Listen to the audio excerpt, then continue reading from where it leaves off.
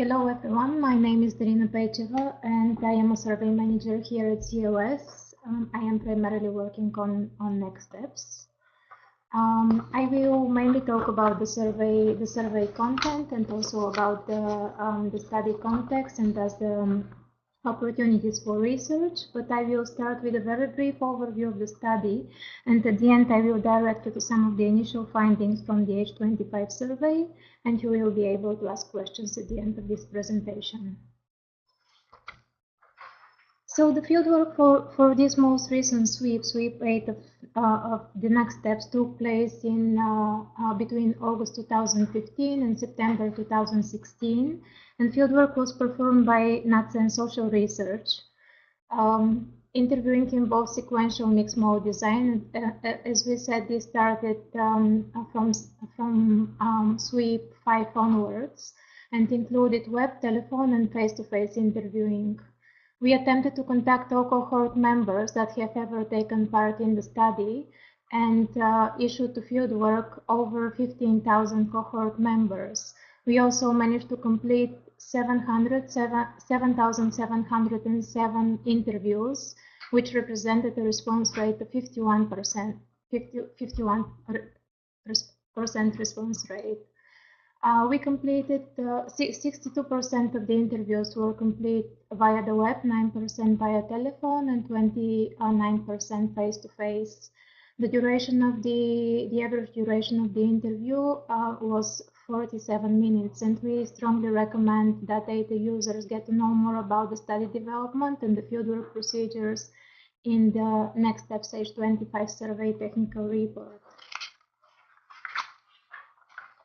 The context of the Age 25 survey is shaped by important transitions. The transition from the Department for Education to the Center for Longitudinal Studies to restart the cohort, and thus a change in the initial focus of the study from education to more multidisciplinary content for the study to become more similar to the rest of the COS cohorts. But more importantly, by transitions related to the stage of those young people's lives, the transitions into adulthood and the related with it big decisions about career, family, housing, all life events that are likely to have impact on one's health.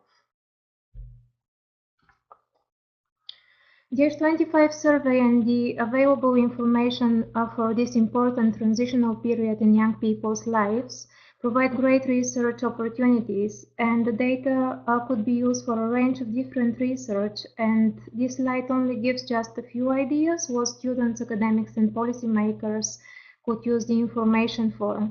For example, the generation enters the workforce during a severe global recession, and one might be interested at looking at the impact this has had on those young people, and in particular, if how they are getting on in the labor market, whether they are having the right skills for the jobs they have. Mental health and obesity are big public health challenges facing the UK population, and there is a particular concern about this generation and age group. And finally, but with equal importance, why one might look at inequalities, ethnic or wider social inequalities, and in particular tracking whether inequalities that emerged at school persist into adult life.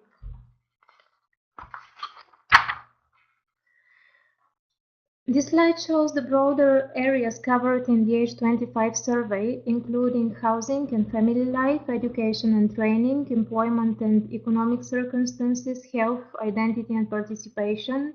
We also, as Lisa said, collected a wide range of administrative records linkage consents in the domains of health, education, economics and crime. And with the following slides, we will see the more detailed topics covered within each area.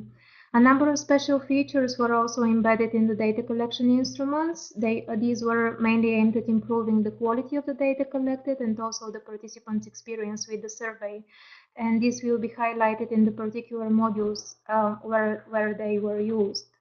We also use a number of standardized scales, and I will tell you more about those measures within the respective modules later on. The interview starts with collecting information about the household relationships, and these include current relationships, but also previous cohabiting relationships dating back to September 2016, when the cohort members were age 16. Data was also collected about children, including non-resident children and childcare, and also non-resident parents if this was relevant for the participant, and information about other members living in the household. The household relationship module was followed by a housing module, where we collected information about the participants' current and previous housing. Summary data was collected about the different addresses the study members have been living since they were 16, if these were other than the parents' home. We've been using, apologies, I should have said in the previous slide that for the collection of information about relationships, and also here about housing, we've been using event history calendar. The activities and employment section includes information about the participant's current activity, if in work, in education, or doing something else, respectively followed by modules on current employment, current main job and second job if relevant, prospective employment for those that were unemployed.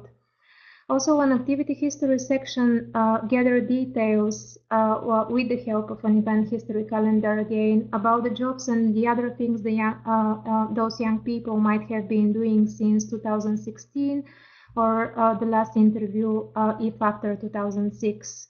We've asked them about the first job after leaving full-time education, and also about the experience of searching for employment, and about the employment for their partner if they've been living with such. The finance module collects information about payment in the main and the second job if relevant for the participant, and also income from other jobs. We also asked about partners' income if relevant. We also asked about the benefits received by the cohort members on their own or jointly with their partners, income they might have from other sources, also about their income, household income. We asked them about membership in pension schemes and about financial commitments they might have, or their partners respectively. The education and training module collected data about on-the-job training using again an event history calendar. The education, we collected information about education since previous interview or September 2016, and their current education if they were in education at the moment, education related fees, and also we asked about partners' education if this was relevant for the participant. Measures on health and well-being included questions on general health and long-standing illness, height and weight, also about frequency of exercising, sleep and diet. We collected information about accidents and injuries as part of this module as well. As I said, there were several established scales, and among those was the long-lasting health conditions and illness, impairments, and disability scale. These were 3 items that we used to derive a variable indicating whether the cohort members are disabled and whether whether they have long-standing illness or condition. And you can find more information about this in the user guide. The identity and participation module collects information about ethnicity and religion. It also includes measures on trusting others, willingness to take risks, how patient young people are, meritocratic beliefs, leisure. The identity module also includes items about reaching adulthood, which form the adult identity resolution scale. Also, the highly sensitive questions such as gender identity, mental health, self-harm, crime and harassment, drinking, drugs, pregnancy histories were asked in a self-completion module. Respectively, some adaptations were needed in the telephone interview, which was administered by an interviewer, and you can find more about these adaptations in the technical report of the survey. They were a number of number of standardized measures embedded in this module. One of those is the locus of control, or 4 items that we use to derive a variable indicating the extent to which participants believe that they have control over their lives. Another standardized instrument that we measure that we use is the general health questionnaire, which includes 12 items aiming to measure probable mental ill health. It concentrates on the broader components of psychological ill health and characteristics of general levels of happiness, depressions, and self-confidence. We also use the alcohol use disorders identification test consumption. This was used to respectively capture alcohol consumption, problems, and dependency. You already showed a great interest towards the linkages that we obtained in the Next Step Stage 95 survey. So we fast in total for 9 data linkage administrative records linkage consents across the domains of education, health, economics, and crime.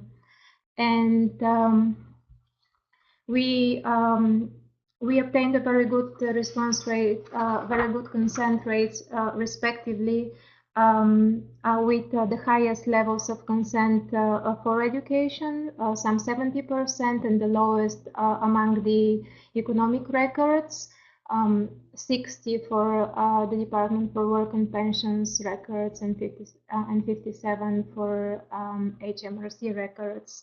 Much lower response rates were obtained on the web compared to telephone and face-to-face. And we are happy to say that we've already started looking at the data and have some initial findings from the key areas for research mentioned in the beginning of this presentation. Initial findings about the young people's economic activity and health, mental health, physical activity and quality of life, politics, perceptions, and identity. And we are aiming to make these available to you via the CLS website this week. I think this is actually the end of my presentations, and I'm happy to answer your questions. So about the percentage of the last wave responded this time around. I think these were so we'll talk about that in my presentation. So okay, what work has been undertaken on differential response rate, socioeconomic status? Many thanks. We haven't started looking at this yet. So we may come with some work on this later on, but we haven't yet. You asked for total net income, earnings plus benefits, but there is no earnings question, is there? There is an earnings question, and we ask for gross and net earnings. Yeah, there is. You can find this information in the finance module. What are the topics covered within the political questions? So these are interest in politics mainly. I think it's just, you can go on. Yeah, so for the political question, there's only really one main question that captures the extent to which people are interested in politics.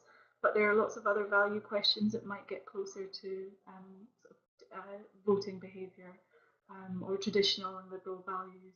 But the only explicit one is looking at degree of interest in politics. Will the link data from the extra sources also be limited to the secure server environment? So this is something that we are currently discussing, but it's highly likely that this information is made available via the secure lab of the UK data service. We will come with more information about the depositing of the link data as soon as we have more information about this. So there's a question there about whether or not we have a standardized approach for imputing missing data. Sarah, in the next section, is going to talk about the way we code missing data. Essentially, we derive data for some variables, but we haven't done any imputation for missing data. We leave that to researchers to adopt their own specific strategies, because often it's led by the specific models that they want to use. But we'll talk a little bit about how we've coded missing data to help people develop those strategies in the next section.